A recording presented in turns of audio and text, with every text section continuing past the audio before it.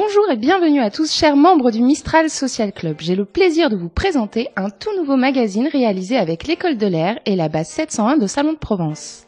Au cœur de la grande aventure de l'aviation française, c'est toutes ces histoires, ces passions d'hommes et de femmes ancrées dans notre territoire salonnais que nous souhaitons partager chaque mois avec vous. Pour ce premier numéro de 701 On Air, c'est par l'histoire que nous allons commencer en compagnie d'Anaïs. Nous sommes aujourd'hui réunis pour la toute première fois pour vous parler de l'École de l'Air. Cette prestigieuse école militaire, située sur la base aérienne 701 à Salon de Provence, forme tous les futurs officiers de l'armée de l'air et de l'espace. Nous vous proposons de nous retrouver chaque mois pour en apprendre davantage sur l'histoire de la base aérienne 701 et de l'École de l'Air, et pour découvrir toute l'actualité des élèves officiers de l'École de l'Air. Pour ce premier podcast, nous retrouvons le capitaine Christian.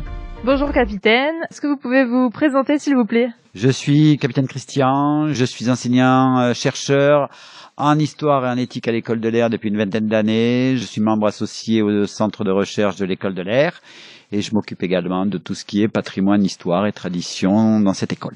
Pouvez-vous nous dire pourquoi une base école est implantée à Salon de Provence ? La réponse elle réside en définitive déjà dans la création de l'armée de l'air, c'est-à-dire la volonté de l'armée de l'air.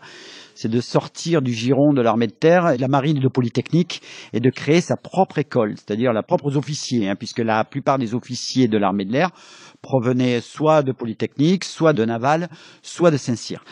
Ils ont décidé, bien évidemment, dès la création de l'armée de l'air, c'est-à-dire 1933-1934, de créer, déjà dans les cartons, il y avait une école qui était prévue.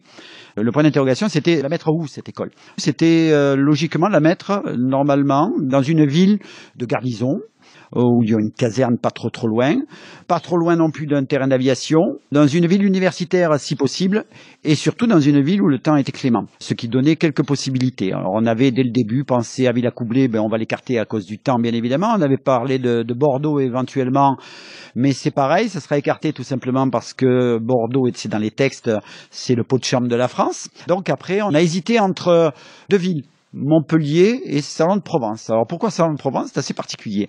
Montpellier était en bonne voie parce que c'est une université. Une fois que vous rentrez dans la ville, vous rentrez dans l'université à Montpellier. En définitive, il y avait une base aérienne également à Montpellier à cette époque-là. Il y avait des casernes, donc il n'y avait aucun souci. Pour Salon de Provence, on avait prévu que effectivement il y aurait le terrain d'aviation d'Istres, puisque c'était une école d'aviation, c'était la grosse école de pilotage Istres à cette époque-là. Elle est née en 1917 et donc c'était vraiment le temps de la grande école d'Istres, on va dire. Il y avait effectivement les universités qui n'étaient pas très loin, un peu plus loin que Montpellier, mais elles n'étaient pas très loin, à Aix-en-Provence notamment. Et le temps était clément, bien évidemment. Donc voilà. Et le choix s'est porté sur Salon de Provence. Alors les mauvaises langues diront que effectivement, c'est tout simplement parce que Pierre Cotte, qui était ministre de l'Air à l'époque, avait une belle famille qui possédait des terres à Salon de Provence et notamment les terres sur lesquelles la base est positionnée. Donc ça a permis, bien évidemment, de vendre ces terres-là. Mais ça, ce sont les mauvaises langues parce qu'on ne retrouve rien, bien évidemment, dans les archives. Enfin, quoi qu'il en soit, effectivement, c'est relativement étonnant de positionner, c'est pour ça que la question est bonne, c'est relativement étonnant de positionner une grande école, puisque c'est l'appellation qu'on lui donne, une grande école dans une petite ville, en définitive. Alors que, effectivement, Saint-Cyr, à cette époque-là, était juste à côté de Paris, que Naval était positionné également dans une ville relativement significative, et que Polytechnique était à Paris également, donc toutes les autres grandes écoles étaient dans des villes importantes. La volonté réellement de créer une école, c'est effectivement pour être indépendant vis-à-vis de l'armée de terre et de la marine.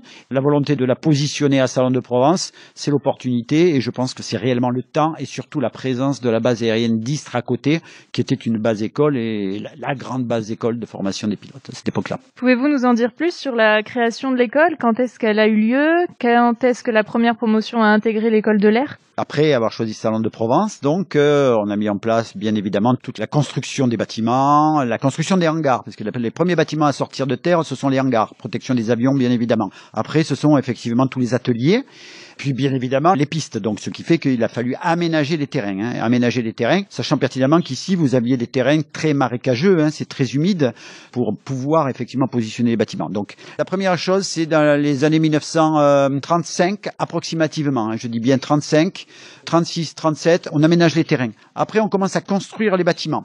Construire les bâtiments, c'est le bâtiment dans lequel nous sommes. Par exemple, c'est le bâtiment de la direction et de l'enseignement, qui est sorti de terre à partir de 1937. C'est l'entreprise Gagnereau C'est la société qui effectivement construit toutes les bases aériennes en France depuis, j'allais dire, la nuit des temps, depuis que effectivement l'avion existe et puis les camps d'aviation existent.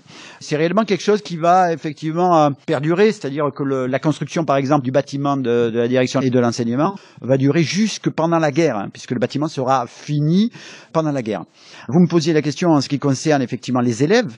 Les premiers élèves ne sont pas arrivés en 1935, mais en 1937. Les 2 premières promotions d'élèves commencent d'abord à Versailles, aux petites écuries à Versailles. Les petites écuries, c'est juste en face du château de Versailles.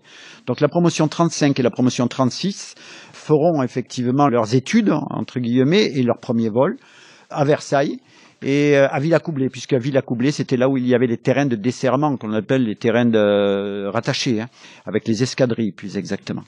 Donc la première promotion qui va arriver réellement à Salon de Provence, c'est la promotion 1937, avec des encadrants qui viendront des promotions précédentes, c'est-à-dire des promotions 35 et 36. Sachant bien évidemment que promotions 37, 38 et 39 seront formées ici, et après c'est une autre histoire. Merci pour votre attention. Nous espérons que ce premier podcast sur l'histoire de la base aérienne 701 et de l'école de l'air a suscité votre intérêt. Nous vous donnons rendez-vous le mois prochain pour un nouveau numéro 701 On Air.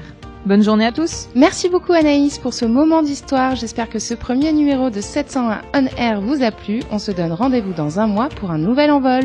Prenez soin de vous et à très vite sur le Mistral Social Club.